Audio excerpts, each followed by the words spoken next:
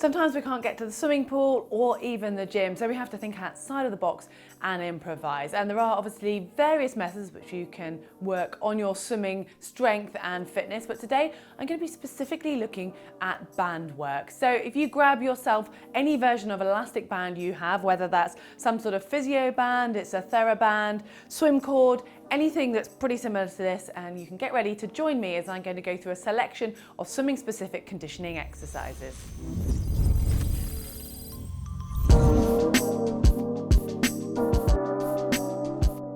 If you know that you are going to be away from the pool for a long time and you really want to try and keep up some form of swimming training, then I would recommend investing in something like a physio band. Anything like this, even if you want to get some swim specific cords that have paddles on the end, then they're obviously even better.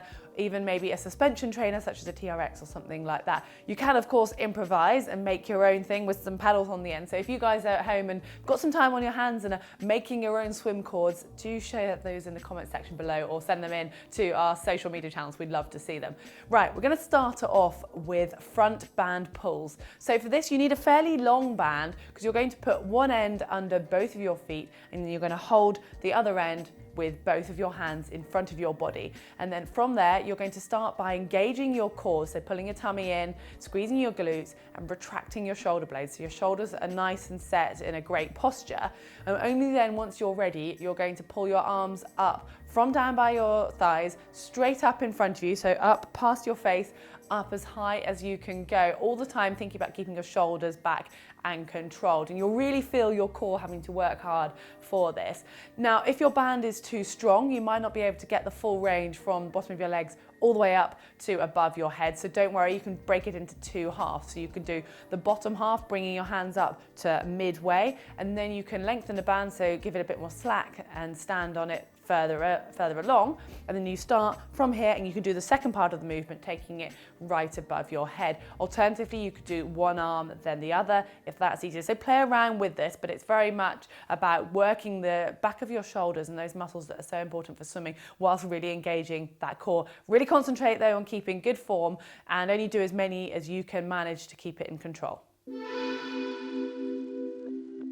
All right, moving on to side band pulls, which is another variation of the front band pulls we did earlier. So still with the same starting posture and the band under your feet. But unless you've got an extremely long band, then you're going to need to have it just in one hand. So starting with your arm down by your side with your palm facing forwards and the back of your hand facing behind you. You are simply going to take the tension in the band and then take your arm out to the side all the way up above your head. And again, if it's a very tight band, you'll struggle to do the full movement with resistance throughout it. So you can split it into two halves. So you do halfway and then you lengthen the band and you do the top half. And obviously you repeat it on both sides. And this will be working your shoulders in a slightly different plane, and you'll find that you're engaging your deltoid, but also the full shoulder girdle will be working very much. And if you don't have a band, you can actually do a slight improvisation for this exercise. So instead of using the band and actually moving through the movement, you could do an isometric hold. So for this, you'd need to stand side on to a wall, up close and next to it. And then simply, instead of taking your hand away from your body, you're going to be trying to do that motion. So you'll have your hand resting against the wall, standing next to it, and you're going to push and hold for 10 seconds. Then take a slight step further away so that your arm is now a little bit further away from your body. Still push against the wall, hold for 10 seconds. You can do this through various planes, but obviously you can't go beyond horizontal because otherwise there's no wall there to push. But it's a little bit of an alternative method if you really have nothing else and you want to do some shoulder activation. Onto band pull aparts. Now we're still working the posterior chain, so the back muscles when it comes to swimming, which are nice to balance out a lot of the work that we tend to do on the front, especially when we're sat at our desks. So for this one, you're going to simply take your band in your hands out in front of you. So you want your arms out straight in front of you and start with them just sort of fist width apart or shoulder width apart and have a little bit of tension on the band from there. And you are simply going to start in that good posture with your shoulders nice and pulled back. And from there, keeping those elbows straight, you're going to pull the band apart as far as you can go. And you'll really start to feel that straight away. Obviously, again, it depends on the strength of your band as to how far you're going to get. If it's a really tight band, you'll then need to take your hands further apart and do the movement again at the second part. Or if you've got a looser band or one that's that's got a bit more stretch in it, you can do the full movement in one, trying to get all the way back, so you're fully opening your chest and engaging your back right the way through. And again, you could do this one against the wall, one arm at a time, obviously, and move through the range just like you did for the side angle one.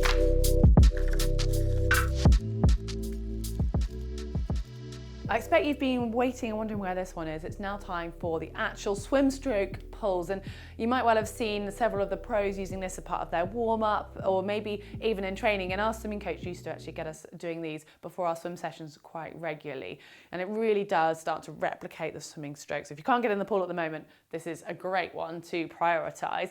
So for this, you need to try and find something to attach your band to that is roughly hip height and very secure, because you don't want the band flying in your face or attaching it to a door that opens towards you and someone walks through. So just really spend a little bit of time finding somewhere to attach your band. So like I said, at hip height, and then you're going to take the band in both of your hands and step backwards until you've got tension in that band and your arms are out in front of you straight, and you want to fold at the hips. So have a slight bend in your knees to make it more comfortable, but ideally you want to be in that sort of streamlined position, so your arms out in front in a straight line going from your arms through your shoulders to your hips, as though your torso and arms are in the swimming position, so as though you're horizontal in the pool. So once you've got that with your hands in front, you could, if you've got actual swim cords, you might have paddles, or you could improvise and have paddles to put your hands in, because you want to imagine you're doing the catch in this position. And then you are simply going to take your hands from out in front of you all the way back towards your hips in a full stroke sort of action. Depends on the type of band you've got for this. So you might have bands which you can do it alternately. So that could be one arm then the other, which replicates more like front crawl. Maybe you want to do a double arm stroke with butterfly. It doesn't matter, because you're still gonna be engaging the same muscles for this. Maybe mix it up for a little bit of a change. And again, depending on the type of band, if it's a really tough one, you can actually break the stroke down into 2 parts or even 3. So you could do the catch, literally just this small movement at the front, thinking about keeping your elbows nice and high, and it's a really good drill to do as well as strengthening. And then step a little bit closer into where your band's attached and bring it into the mid part of the stroke, so just underneath your chest. And then you can step closer again and do that final push phase, and that's quite often easier to do it one arm than the other. So this is a really great way to incorporate that actual feel for the swim stroke.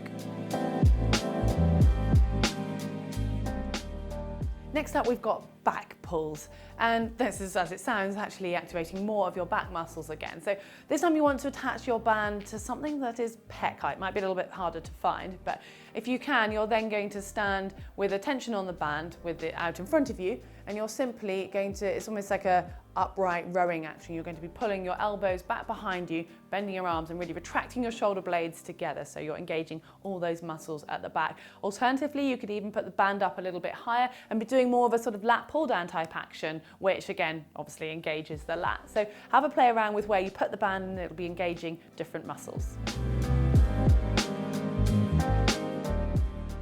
Finally, I want to look at strengthening the rotator cuff muscles. And these are the group of muscles that basically help us have so much movement and control at our shoulders. So we're going to work in 2 planes for this. First of all, we're going to be doing external rotation. So that's basically when your shoulder will be moving in an outwards direction. So for that, you want your elbows bent, resting nice and relaxed at the side of your body.